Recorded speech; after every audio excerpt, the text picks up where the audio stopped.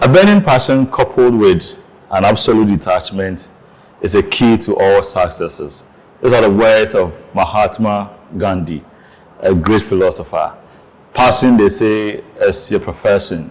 I have with me here a young man who is passionate about medicine and politics.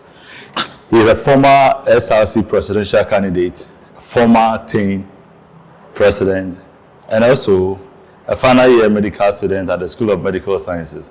He's in a person of Mr. Samuel Ayeh. You are watching Governance and Style with a friend, Franco Tumfo. Don't go away, we'll be right back.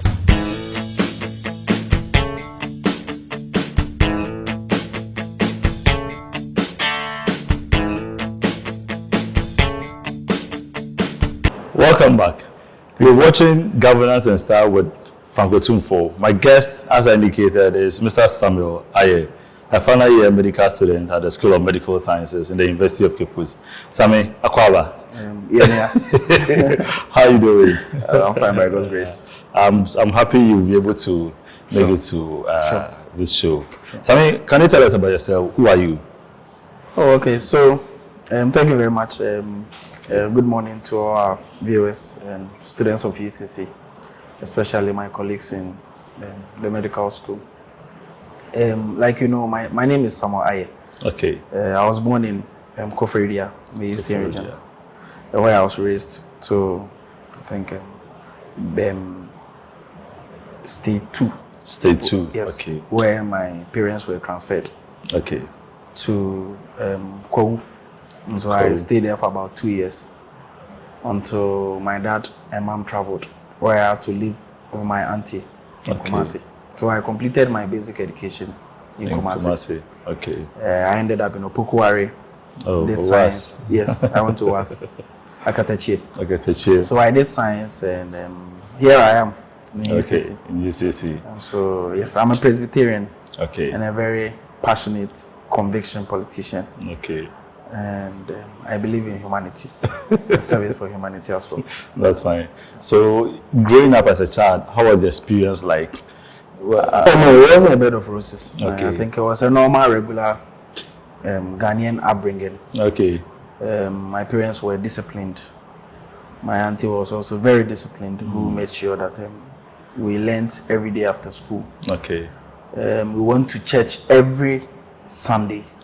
Every Sunday. Yes, every Sunday. So you are a church boy. Yes. If I want to put it. Yes. Okay. Just that since I grew up, I've not been too religious, but at least I observed the basic principles and tenets of life. Okay.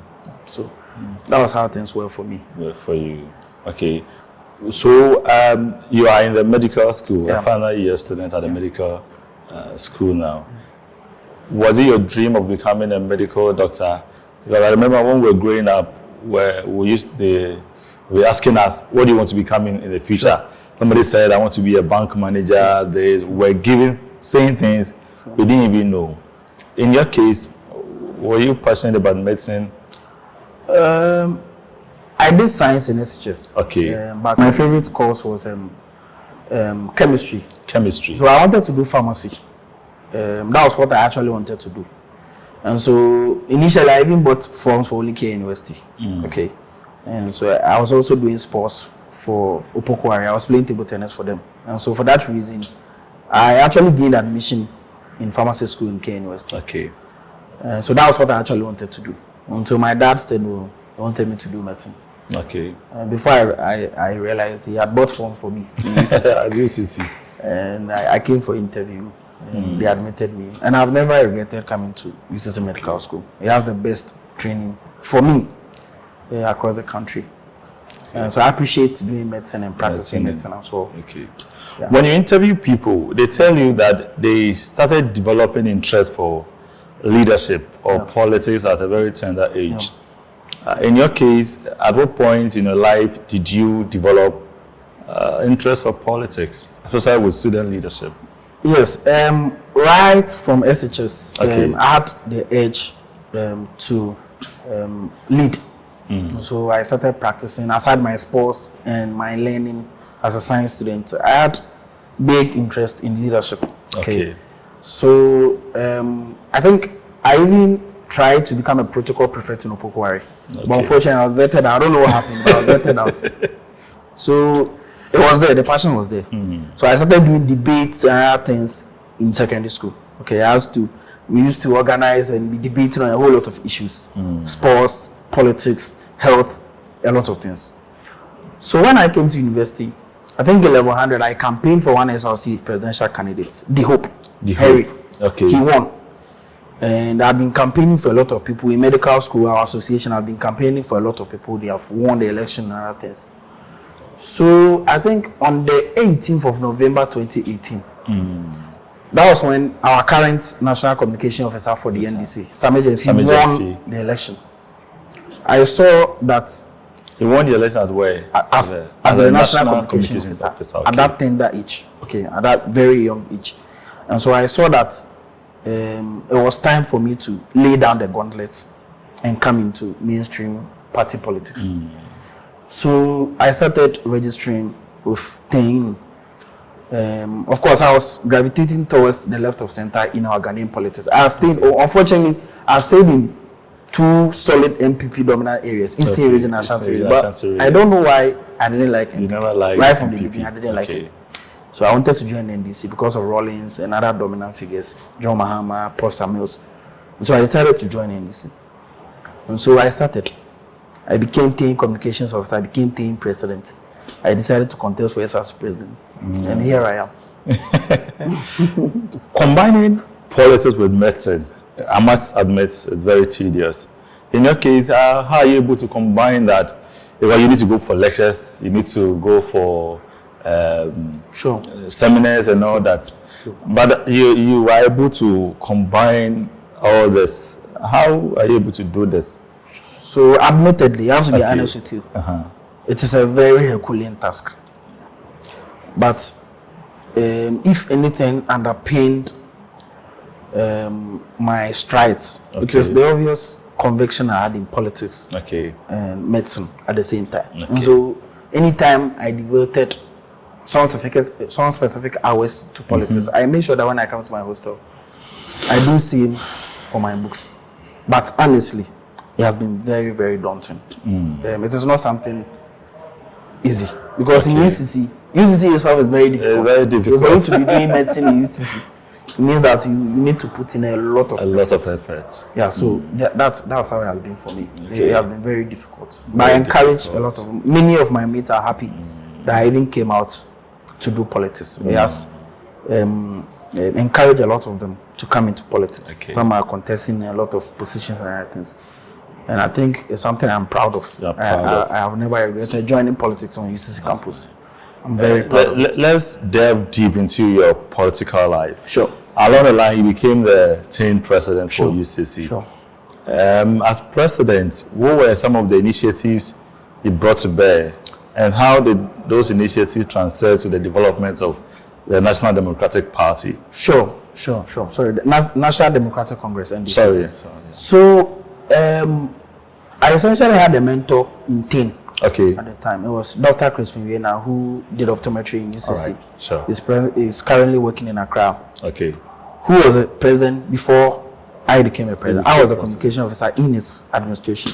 So he nurtured me, honed my skills and expertise in politics and communication before I became the president. So when I became the president, what I realized was that the problem with most associations on campus is that we are not able to decentralize leadership to various halls, associations on campus and faculties. And so when I came, I decided to adopt that. And so I made sure that in every hall, we had Tein coordinators. So we had Tein coordinators in each and every hall. We made sure we had Tein coordinators in a lot of departments on campus. And so we decentralized the leadership to a point where each hall, each department, each faculty you go, we have Tein coordinators. And so for the first time, we had about 200 Tein members who were officially registered with Tein in Vaco Hall. Because of the enormous work we did in that regard. One thing we also did was that we needed to brand the association. The association. This is a university community. A lot of people are learned, okay, and you need to do something that attracts them. In a way that they will be happy and proud of joining. Okay. And so you needed to begin printing new branded T-shirts. Okay. You needed to have a lot of ladies. So my administration, we pride ourselves in having a lot of ladies. A lot of ladies. Okay. And so a lot of people came in. I was very sociable with the ladies and the guys. And so that's why we had the biggest political let me say rally or meeting, general meeting on campus. Okay. Where we featured Samuel and John Dumelo and a host of seasoned NDC stalwarts on campus. And so that was what happened. So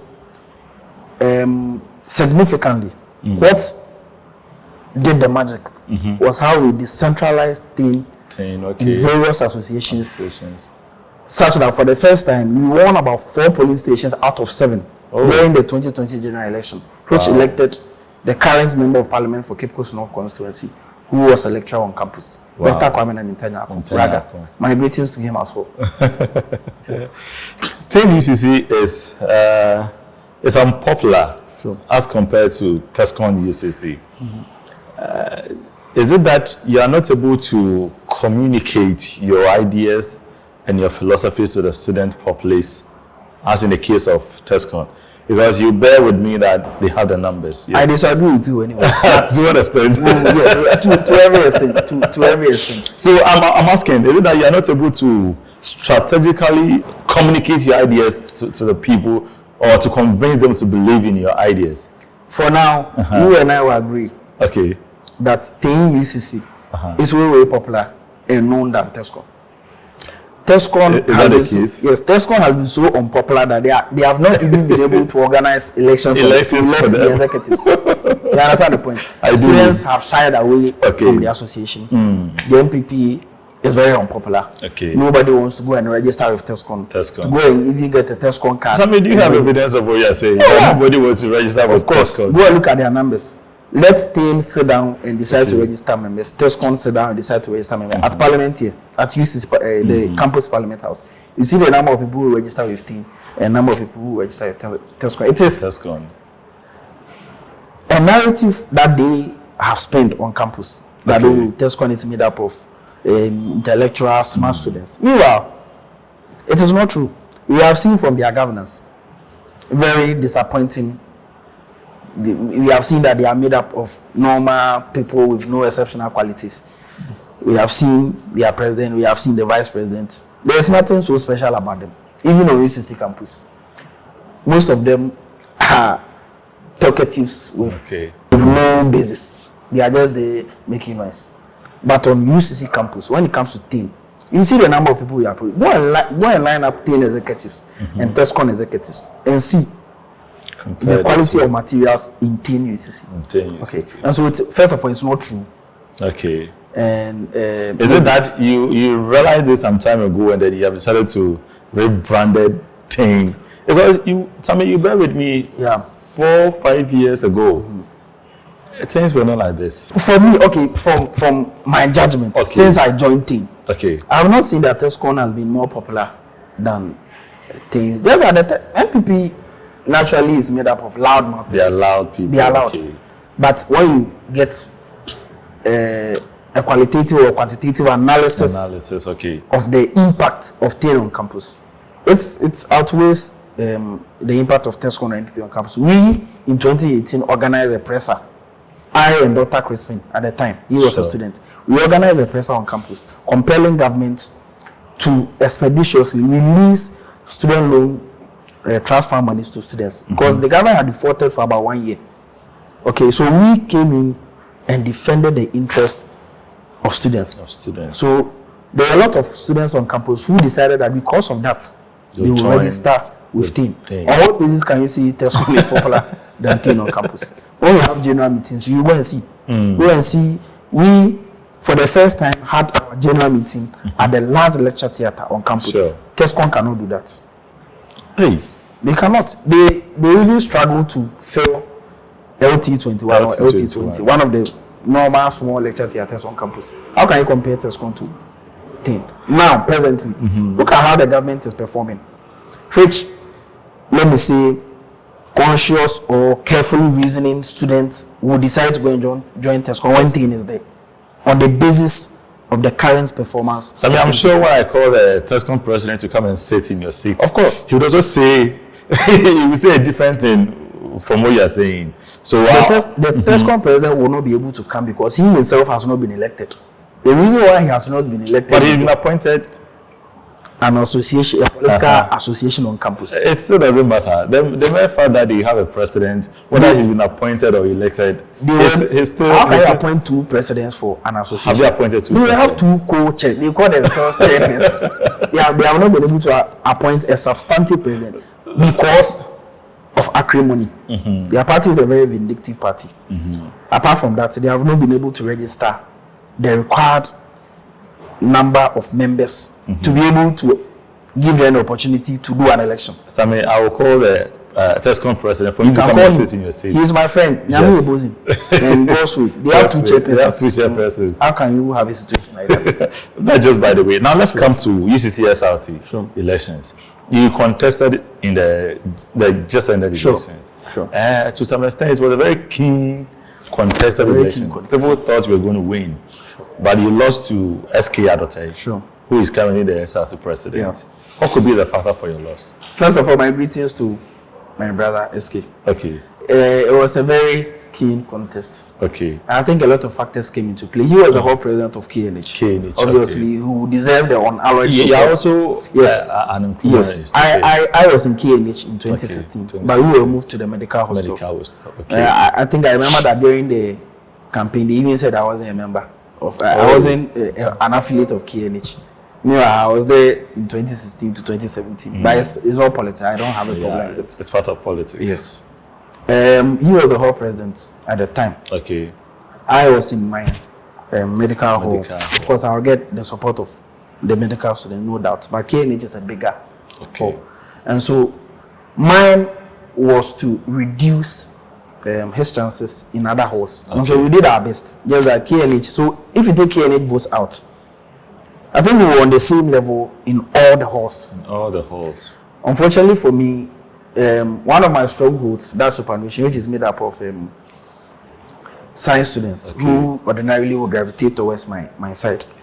Unfortunately for me, that day, they had series of quizzes. So by the time they closed, the election was almost over. So most of them couldn't vote. That was what happened.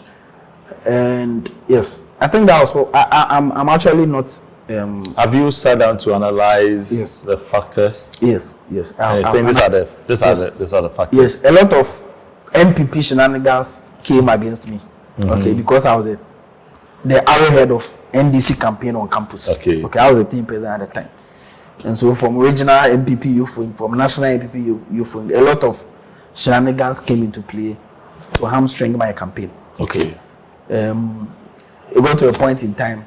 For the first time, I have to say this on your platform. I was told to pay 10,000 cedis to get a running mate from SRC Hall. Oh. By some perceived kingmakers. Okay.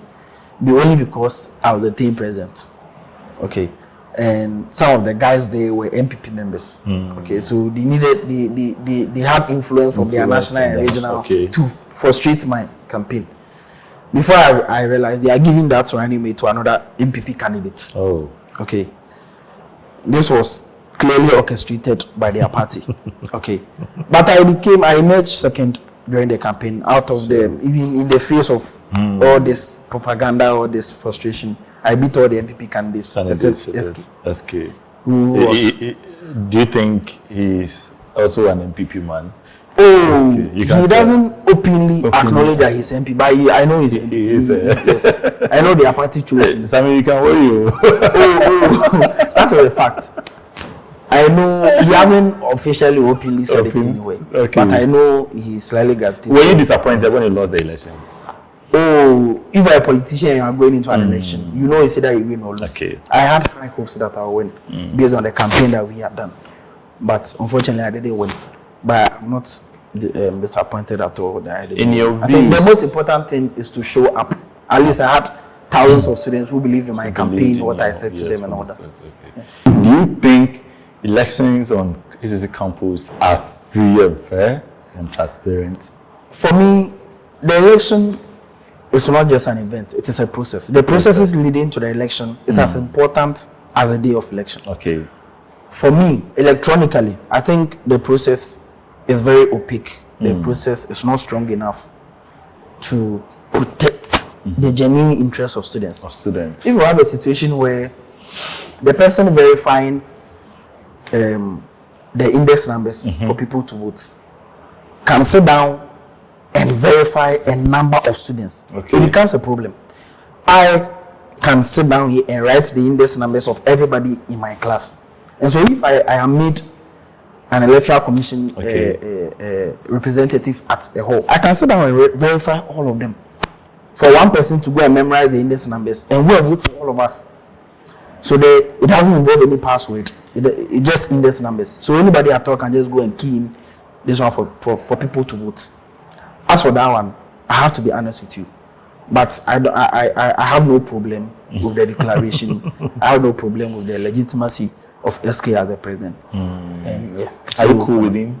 He's a very good friend of mine. We chat and all that on phone. Sure? Aside politics, you don't have to be beefing. Sometimes we talk, he takes ideas from me. I also take ideas from him. We are young people. It is politics. We are all interested in the welfare of students. If you engage the student populace, they tell you SK is doing well, is doing exceptionally well. For you, do you believe in what they say? On a scale of 1 to 10, how are you going to rate him? For me, I'll give him a fair pass. A fair pass, Yes. which is? I think at least he'll get a 5/10 for me. 5 at least he'll get a 5. I will not be able to delve deep into the details, but at least he will get a 5/10 for me. Okay. Some of especially the free gig that he gives to us. It's something that I spoke about during my campaign, if you can recall. It has already been implemented in K University. So I saw that there was a need for us to be able to implement it on university. So if he has been able to do that, I think he has done well. That's fine. For me. Yeah. SK, if you're watching us, Sami said you are doing well, and we are proud of you. Of course, I would have maybe done the same. But I think I'll give him a fair pass. Yeah, Sami, can the NDC win election 2024? This is the question we all know the answer. No. I'm not very much aware. That's I'm asking you. The NDC is well positioned to win the election in 2024 based on present circumstances. You know, there are about 4 key things that goes into electoral victory. One, at least for Ghana, the government's investment in the capital. The government's investment in capital expenditure. Fight against corruption. The government's posture as to whether they listen to the people when they speak. And the normal Ghanaian factors that affect electoral outcomes. And on all the counts that I have mentioned, I think this present government has been the worst ever in the last 40 years. And I dare say they are the worst in the world. I have no doubt about it. On that basis alone, the NDC can win. will trump the MPP in the 2024 election. Do you think NDC has positioned itself so well? Of course. We are undivided. We are sure that John Mahama will be our flag bearer. Yeah, you are yet to have your Congress, your National Congress. Yes, John Mahama will be our flag bearer. There is no doubt about it.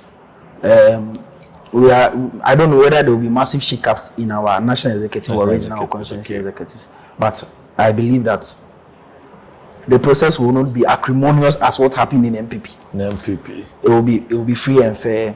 The process will not be hamstring or sidestepped in a way that will make people aggrieved or people will decide not to help the NDC in 2024. But on the whole, the NDC is likely to win the 2024 NDC is likely to win. The suffering, the pain, the anguish in the system is too much. Things are going high. Things are skyrocketing. Petrol prices, electricity. The ordinary Ghanaian is suffering. There's no doubt about that. If you look at the amount of monies this government has received through taxes, through borrowing, They are the worst ever. No government in the history of Ghana has been able to accrue this amount of money and performed that is too political. abysmally like this. Well, tell the truth. Look at where we are. We are even unable to pay people's salaries. We are borrowing to pay salaries. We are borrowing to buy pen and paper for normal administrative work of government. How can this situation be tenable? There's no doubt. No Ghanaian will go. I don't think, apart from the rabid MPP people, no, let me say, crossover or floating voter will walk and go and vote for MPP in 2024. It won't happen. I have no doubt about that. Yeah. Okay. So, I mean, do you have any political ambition in the future? Well, of course. Are you going to put medicine somewhere and then go into politics? Oh, I have certain expectations Okay. in my practice of medicine. Okay. Of course, I will enter public health and surgery at the end of the day. Okay. But I also want to get some NDC political appointment when we win power to be able to change one or two things, especially in the health sector. Okay. Okay. And so it's one thing I want to do in politics. I have specific goals in politics. That's what I want to do. And I want to do that. So I'm hoping for a very smooth political ambition. So in the next 5 years, how do you see, or where do you see yourself? So in the next 5 years, I'm hoping that when we win power in 2024, I'll be granted an appointment in the health sector. Okay. To change one or two things in the health sector. But to if it benefit doesn't the ordinary happen, Ghanaian. if it doesn't happen, Of course, I'm a party boy. We are working. We are in the party. We will help the party's communication. We will help the party's organization and all that. The NDC is our party, and we love the party. There is no doubt about it.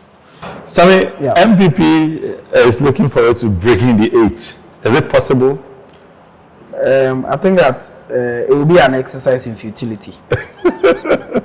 There is no way. An exercise in what? Futility. Okay. It's just a complete waste of everybody's time. What are they breaking the 8 for? Is it the corruption? Is it the thievery? Is it the cronyism? Is it the nepotism? Or is it the extreme high-handedness? There is no way Ghanaians will go and vote for MPP to give them another term. Okay. It's not possible. It's not possible. We don't have the heart and the patience for this kind of leadership. Leadership that believes in corruption and nepotism as opposed to clear, significant interventions that will improve the lives of Ghanaians. It's not possible. It's just a complete waste of everybody's time. It won't happen. Let me even say shout outs to member of Parliament for Cape Coast North constituency, Dr. Kwame Namintanya Raga, who essentially will be supporting for another term in office and another term and another term in office to help. Is he going to be the Mugabe of Cape Coast? Of course, there's no doubt. He is somebody who is open to all. Okay. And he's, let me see, very available and conspicuous every now and then. As I speak, he's in Cape Coast. He's in Cape Coast. Meeting people, stakeholders, for the betterment of Cape Coast North constituency. He's down to earth, very humble, accommodating person, open to all. That's why he says, Obiara Kahon. Everyone is involved. So I greet him a lot. He is a mentor to me, somebody I speak to when things become dicey. I love him so much. In one of your meetings, you were able to bring some big shots from the NDC to campus, the likes of John Dumelo, Sami Jemfi. So as part of my conversation with the people, they said you are in one way or the other related to John Dumelo. Is that the case? Oh, no. Oh, okay. People have also said I'm related to Sami Jemfi. Sami Jemfi, sure. We are young people who believe in one another. So we intend to talk more and all that. Okay. He's a very good person, especially Sami Jemfi. Okay. A lot of ladies are crashing on you. Who is your girlfriend? Do you have? We have a girl, yeah. I have a girl. You have? Yeah. So she's watching us? Of course. Shout out to you for watching us. That's fine. So, do you have any hobbies? Yes, I used to play table tennis. I told you back on SHS. Sure. Yes, so I play table tennis every now and then. But normally when I'm not doing anything, I'll just be online reading stories and reading any documents, educational document that I'm supposed to read to broaden my scope and perspectives about a lot of things. So that's what I do mostly. Okay. Aside politics, table tennis, and reading of documents and all. That's what I do. As a student leader or as a student political activist, people would want to go into student leadership. Sure. They have the impression that when you get there, there is money, you are able to amass wealth for yourself and all that. The student watching us and want to go into student politics, what is your advice for them? What must they do? Of course, anybody who decides to contest for a student leadership position is somebody who is interested in maybe future political endeavors. Okay? Not all of us. Okay, not all of us, but the point is that majority of us of them will have the intention of doing future politics. The reason why our country is suffering is because of greedy politicians. Politicians who just want to occupy positions, not people who want to work. And if our country will do well in the future, it depends on we, the young ones. The young ones, And so if you are coming into student politics for money, I think that you want to do the country more harm than the people who are in power now. And so I advise them that they should tone down on it. We should think about our country first. It's not all about money, of course. You need to work legitimately to get your money. But if you are thinking about getting dubious money from leadership or politics, that's not the best. That's why we are suffering. I will admonish that we put an end to that and change our mentality. I'm sure a lot of people watching us see you as inspiration. They are looking up to you. Very soon you pass out as a medical doctor. What is your advice for people watching us, especially people of our age? What is your final words of advice to them? What must we do, especially somebody who wants to become a medical doctor? What advice do you have for such people? Okay, so for any young person, JHS or secondary school, the best thing is to have passion. The passion for, if you want to become a medical doctor, passion for medicine. You read wide because you have to get a grade before you will be admitted. So you read wide and when you come, do your best, you read. It's not all book all the time. You have to indulge yourself in other things. But the point is that the number of hours you use for reading has to be maximum. And for all young people out there, you have to believe in yourself. For me, you have to believe in yourself. You have to have passion for what you are doing. And there's always light at the end of the tunnel. You don't have to rush. God has time for everyone. God has plans for everyone. And I think we'll get there. So, best wishes to everyone. Thank you. Sammy, thank you for coming. Welcome. We are very grateful. Viewers, we are grateful for having time to watch our interview with Samuel Ayeh, a student and a political activist. This is Governance and Style. My name is Franco Tumfo. We'll be coming away once again. Keep subscribing to our channel, Governance and Style, on Facebook, Instagram, and YouTube. See you once again. Bye-bye.